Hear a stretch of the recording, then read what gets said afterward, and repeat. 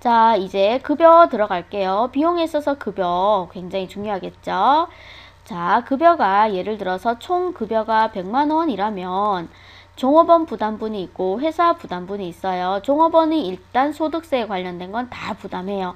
회사는 직원의 소득세에 대해서는 상관하지 않아요. 관여하지 않아요. 그리고 건보, 고보, 국연 세 가지는 5대5로 나뉘는 거예요. 이렇게 그래서 총 8,000원을 내야 해요. 이 금액에 대해서 8,000원인데 종업원이 부담하고 회사가 부담하고 비율이 반반씩이다. 이 금액은 이 기준표하고는 전혀 상관없어요. 제가 금액을 좀 알아보기 쉽게 하려고 단순한 금액으로 바꾼 거예요.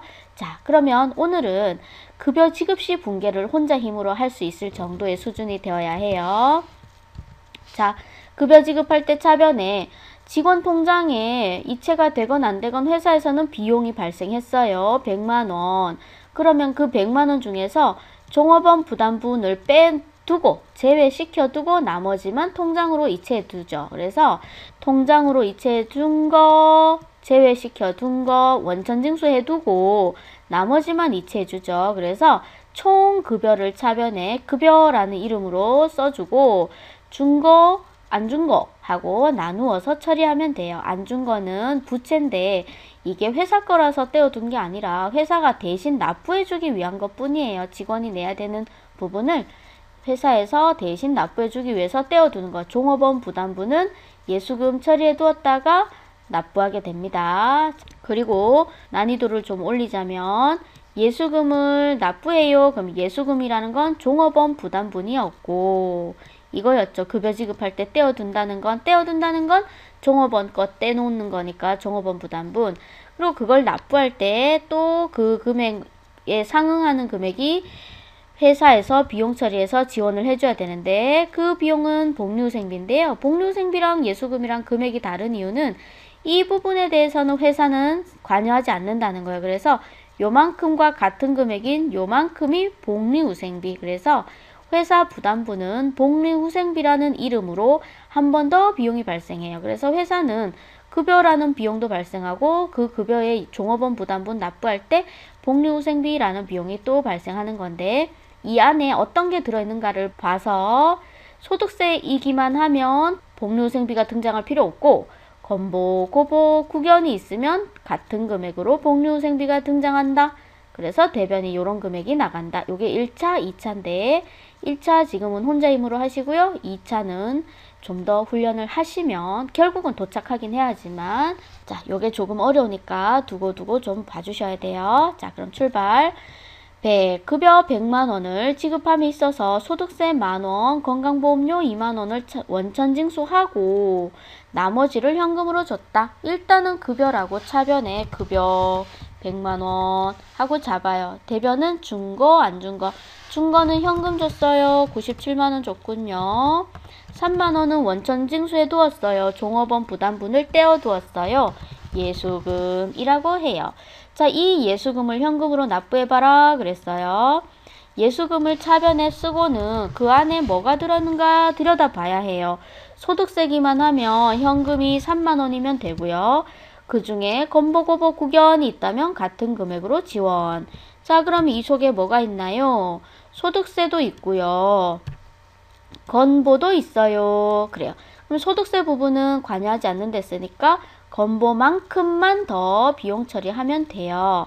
그럼 여기 2만 원이냐? 아니요. 일단 3만 원. 종업원한테 떼어두었던 3만 원에다가 2만 원을 더 처리한 5만 원이 나가면 된다. 이렇게 되는 거예요.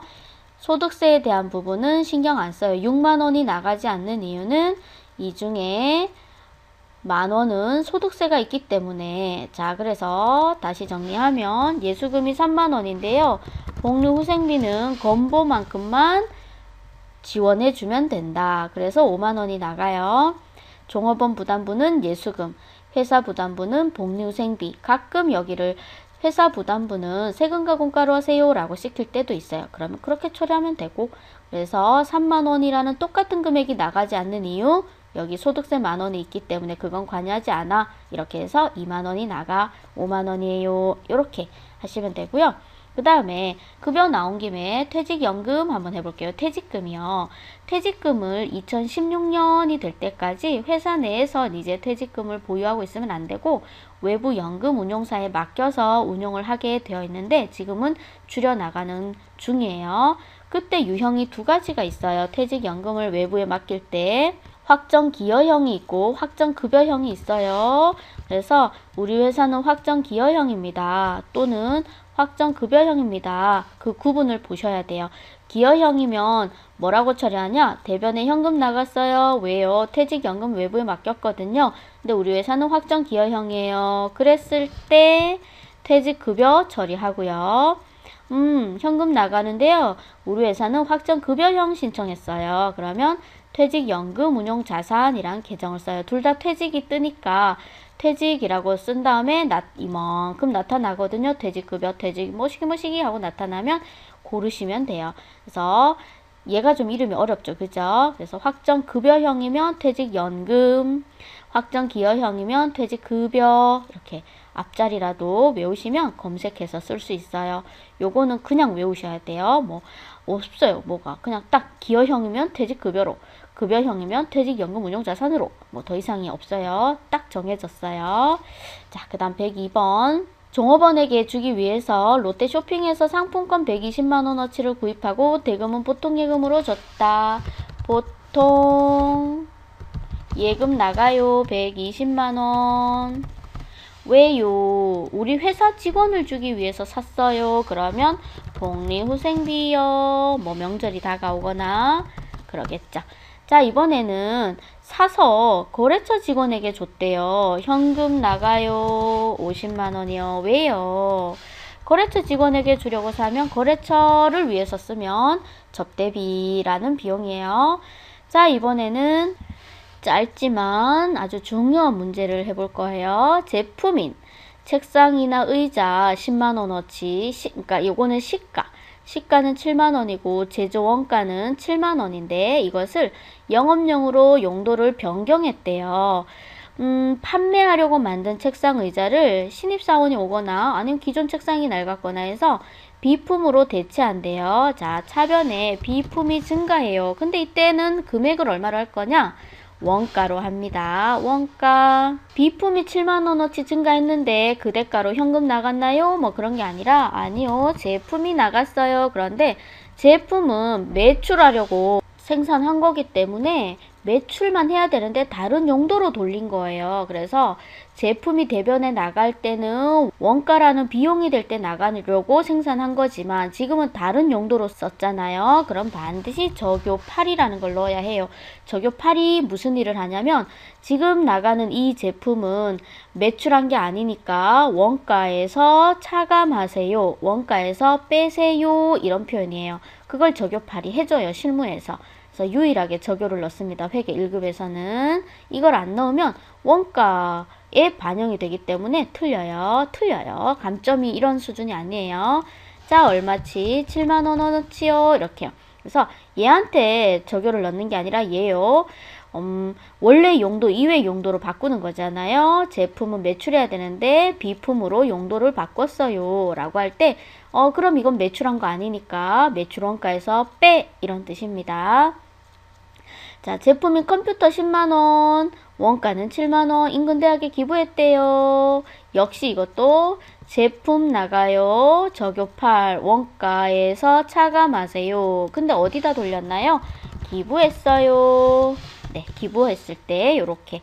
그 다음 주등대의 외상 매입금 20만원 중 16만원은 현금으로 상환하고 나머지는 면제받았다. 요건 또 뭘까? 자, 이거는 현금이 나갔군요. 그죠? 대변에 현금 나가요. 16만원. 왜요? 외상 매입금을 갚느라고요. 근데 그 외상 매입금은 20만원이에요. 4만원은 왜 덜 나갔나요? 부채는 20만원이나 줄어드는데 자산은 16만원만 줄어드는 거예요. 수익이 발생했어요. 이게 이름이 뭐냐? 채무가 있었는데 면제받았어요. 요런 계정이 있어요. 자, 107번. 대주주로부터 결손금 보전을 위하여 토지 100만원을 받았다. 토지 받았어요. 그러면 공정가액으로 자산 처리해요. 무상으로 받아도. 그럴 때 대변에 왜 들어왔나요? 기부금의 반대 계정이죠. 일종의 받았어요. 자산 수증 이익이 발생했어요. 요렇게 처리합니다. 그냥 대주주가 줬어요. 이런 거. 누군가한테 받았어요. 기부 받았어요. 요런 거 할 때 씁니다. 공정가액으로 자산 처리해요. 자, 그 다음 타계정으로 대체한다는 적요 8번이 하는 일이 뭐냐? 재고자산이 제조 또는 판매 목적이 아닌 목적으로 사용될 때 이렇게 제품인데 비품으로 용도를 바꾸거나 기부하거나 이런 식으로 바꾸면 적요파를 넣어서 매출원가에서 차감해 라는 기능이 들어가야 된다는 거. 그 얘기인데 대변의 상품, 대변의 제품, 대변의 원재료 같은 것들이 나가고 차변의 복류생비 이런 걸 내보냈어요. 왜요? 직원 결혼한 데서 줬어요. 거래처 직원 결혼한 데서 줬어요. 또는 인근대학 기부했어요. 또는 신입사원 들어와서 비품으로 돌렸어요. 또는 고치는 데 썼어요. 또는 지진이 나거나 수재가 났어요. 그래서 상품이 소실되었어요. 제품이 소실되었어요. 그 다음 불특정 다수에게 나누어 주었어요. 이런 것들로 대체될 수 있다는 거예요. 타계정 대체될 때 차변엔 이런 것들이 나타나고 대변에는 이런 재고자산이 나가요. 매출되거나 제조한 게 아니기 때문에 대변에 이렇게 내보낸다는 거고요. 요게 대변에 나갈 때 적요파를 꼭 써줘야 한다. 자, 그렇게 하면 적요파를 넣으면 이렇게 돼요.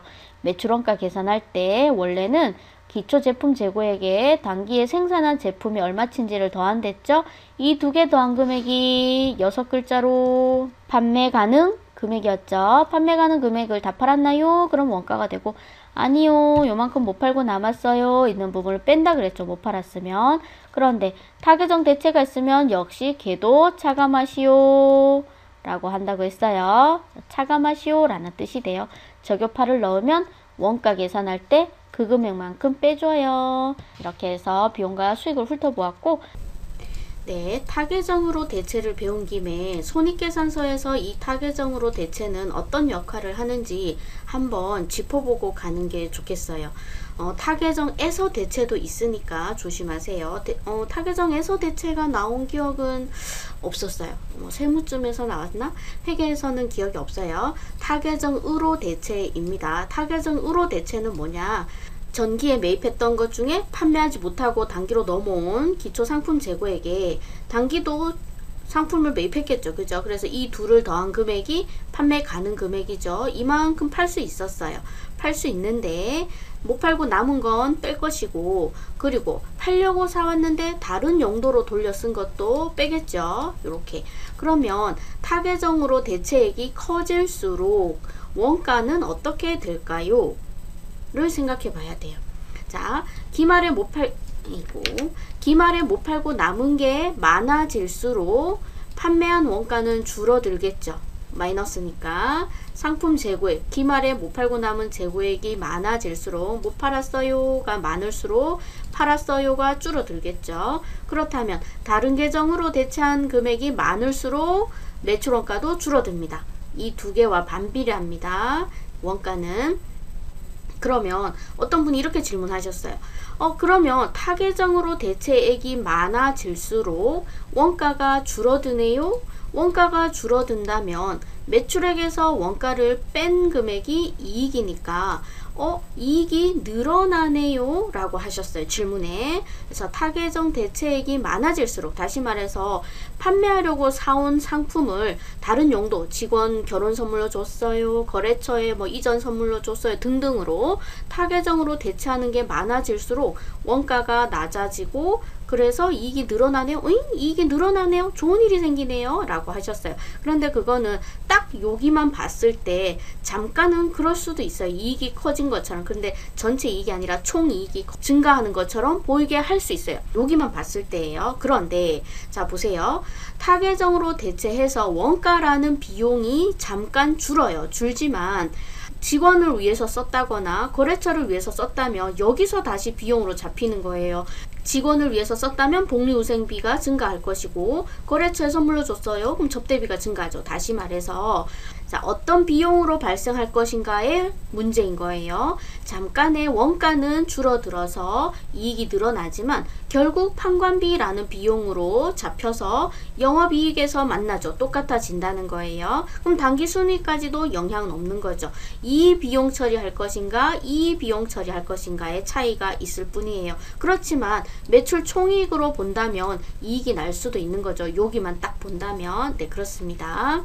자, 그래서 타계정으로 대체이익이 늘어날수록 원가가 줄어요. 맞습니다. 원가의 금액이 줄어요. 그러니까 이익은 늘어요. 그렇지만 어딘가에서 기부할 수도 있잖아요. 그죠? 그러면 또 여기에 세 번째 비용인 영업의 비용에서 잡힐 수도 있죠. 재손실이 날 수도 있고. 그래서 여기 원가라는 비용으로 잡히지 않아서 이익이 잠시 늘어날 수 있지만 다른 비용, 판관비나 영업의 비용으로 잡혀서 결국 당기순이익은 똑같아집니다. 매출 총이익에는 영향을 끼칠 수 있습니다. 요 차이, 전체적인 그림을 이해하고 가시면 좋겠습니다.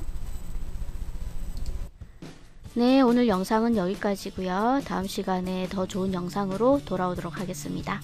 감사합니다.